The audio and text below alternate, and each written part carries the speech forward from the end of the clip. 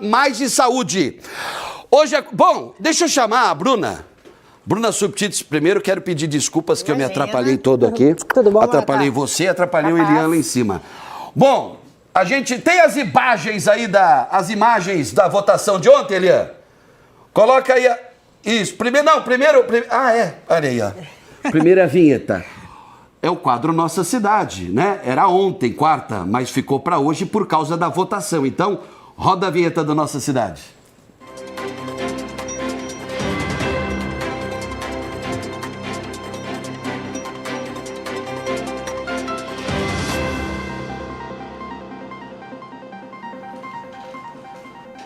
Agora sim, me dá as imagens de ontem dessa novela que eu falei, quando vai acontecer finalmente a votação aí do projeto do Executivo de concessão parcial do DEMAI. Na verdade, Bruna, primeiro, mais uma vez, boa tarde, muito obrigado. Bruna Subtits, nossa querida colega da Band News FM 99.3, também grande jornalista do Jornal do Comércio, especialista em desenvolvimento urbano. Essa novela não é de agora, não, né? Isso daí vem desde o governo Marquesan, né? Exatamente, Mota, boa tarde a todos que nos acompanham. Sim, em 2016, na campanha eleitoral, Marquesan já falava da intenção de conceder o Departamento Municipal de Água e Esgotos para a iniciativa privada. Mas ele falava em concessão ou ele falava privatização na época? Eu vou te dizer que eu não lembro o termo exato. Porque mas era falava, uma coisa ou outra, né? Era aquela ideia de vender, a gente às vezes até nem se apegava nos termos naquele momento, porque era uma coisa totalmente nova. Aquilo foi novidade mesmo. Aí ele extinguiu o DEP? Exato, inclusive o DEMAI incorporou funções do DEP, que tratava do esgoto pluvial, que é a água da chuva, a drenagem urbana, a questão das enchentes, tudo isso ficou absorvido pelo DEMAI. E sim, ele chegou a contratar com o BNDES estudos para fazer essa concessão, mas ele não tinha base forte na Câmara, ele não teve condições naquele momento de avançar. Melo, prefeito Sebastião Melo, que em 2016 se dizia contra essa medida, já em 2020... Ele era contra? O atual prefeito nosso aqui de Porto Alegre, o Melo, antes era contra? Quando, na eleição de 2016, que ele também concorreu, ele não era simpático à ideia, ele dizia que não faria isso, porque era um contraponto ao que Marquesan dizia. Mas em 2020 ele já tinha mudado ali a sua percepção, disse que estudou melhor o caso e que sim, entendia que precisava fazer essa concessão. Correto. Para passar para a iniciativa privada gerir. Porque é isso, você chamou atenção para os termos. Concessão concede para a iniciativa privada, ela faz a gestão por um período e depois volta para o município. Mas dentro de determinados parâmetros. Exato, exato. Diferente de uma privatização que é a venda. A CE foi vendida, virou Equatorial, a Corsan foi vendida, a EGEA que comprou. Então, essas não voltam mais para o poder público. O DEMAI, dentro da proposta apresentada, sim, volta depois de um período para o poder público. A gente ainda não tem a definição de quanto tempo vai ser, porque ontem se aprovou que o município faça a concessão. Ainda tem que ser elaborado um projeto de concessão que vai ir a leilão. E isso não deve acontecer tão cedo. Ano que vem ainda vai ser em função de estudos. Mas já existe, com a aprovação do projeto de ontem, a autorização para isso. Tem autorização para isso e até vamos chamar a atenção. Eles falam em concessão parcial. Então, vai conceder algumas atividades. Quais? Os serviços de captação e tratamento de água bruta em operação não serão concedidos. Então, captar a água lá do Guaíba... Vai continuar com a prefeitura. Continua com a prefeitura. Tratar a água para ela ter condição de ser consumida também fica com a prefeitura. Sim. Vai passar para a iniciativa privada. Então, a distribuição, que é a água chegada da estação de tratamento até a casa das pessoas, e o esgoto. O esgoto também, porque o que é a ideia, e a gente tem como referência uma lei federal, que é o marco do saneamento, a Marco Geral do Saneamento. Sim. É que façam um atendimento para pelo menos 90% da população ter tratamento de esgoto da sua casa e do local onde vive, que hoje Porto Alegre não atinge isso. Então, a ideia é que se consiga acelerar o tratamento de esgoto a partir da concessão para iniciativa privada, além da distribuição de água, que é de onde também vai se tirar o recurso por parte aí dessa empresa ou do consórcio de empresas que aderir para, então, fazer esse serviço. Então, o que se fez ontem foi autorizar que isso aconteça. Para acontecer mesmo, o governo ainda tem que elaborar um projeto, um edital, com texto, Sim. com contrato, com essas condições que você disse, com as obrigações que terão que ser cumpridas por parte da empresa que for fazer. O prazo de concessão. O prazo, que sempre, geralmente é entre 30 e 35 anos, Muito né? tempo, né? É bastante tempo. Então, tudo isso ainda vai ser elaborado. Ano que vem vai ser dedicado a isso. É um ano eleitoral, então a gente sabe que as coisas andam mais devagar. Provavelmente isso é uma análise que os próprios vereadores da base do governo Melo fizeram ontem. Isso deve acontecer de fato em 2027.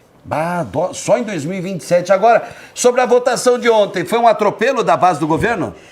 Teve essas alegações por parte da oposição, mas não dá para negar que esse projeto ele já vinha sendo Qual câmera que a Bruna está aqui? Deixa para ela olhar. Pra cá? Aqui na 1? Na 3? Aqui na 3 comigo tá aqui. Isso. Isso, então já tinha essa ideia de que aconteceria há mais tempo. O projeto ele está na Câmara desde maio.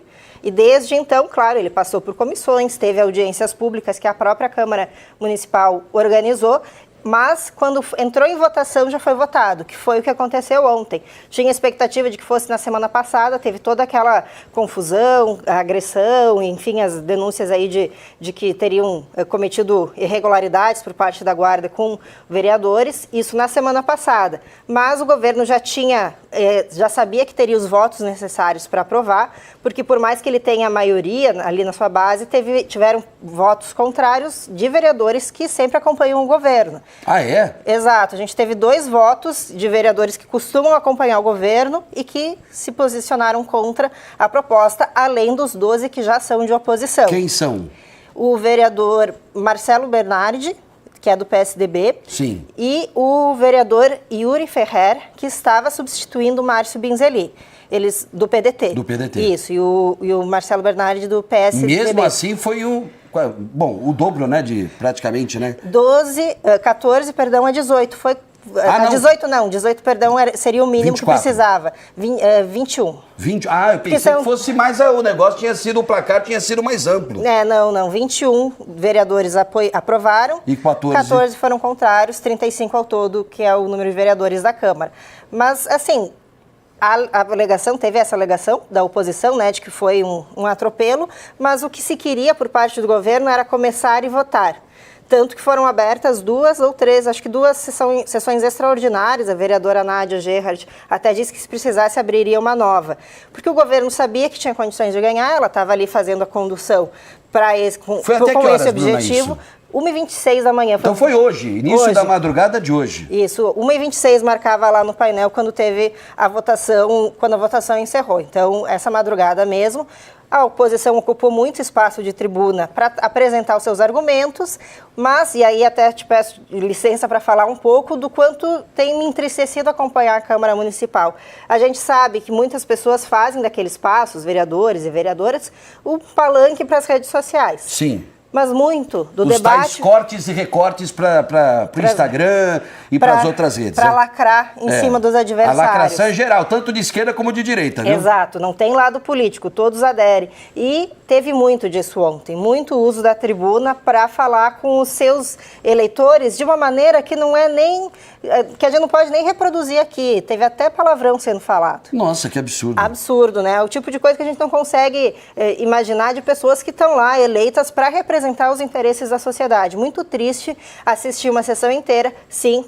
Não dá para condenar todos como se fosse uma coisa só. Não dá para generalizar. Tem bons políticos, boas pessoas que fizeram seus discursos e apresentaram argumentos a favor ou contra, isso sempre existe. Mas tem sido cada vez mais raro a gente encontrar na Câmara um espaço para debate. As pessoas têm usado mesmo, como um palanque para as redes. É a casa dos debates, é a casa do povo porto-alegrense, onde o representante de cada habitante aqui, mesmo que o seu candidato não tenha sido eleito aí, mas né, dentro de cada partido, o número de cadeiras e tudo mais. Agora, eu conheço muitos colegas como a Bruna, que faz a cobertura na Câmara de Vereadores e dizem que essa é uma das legislaturas mais fracas e intolerantes da história de Porto Alegre. E a intolerância não apenas de um lado, como do outro lado também, de todos os lados. Né? O pessoal já parte para baixaria, para troca de ofensas, e isso é lamentável, porque são eles que nos representam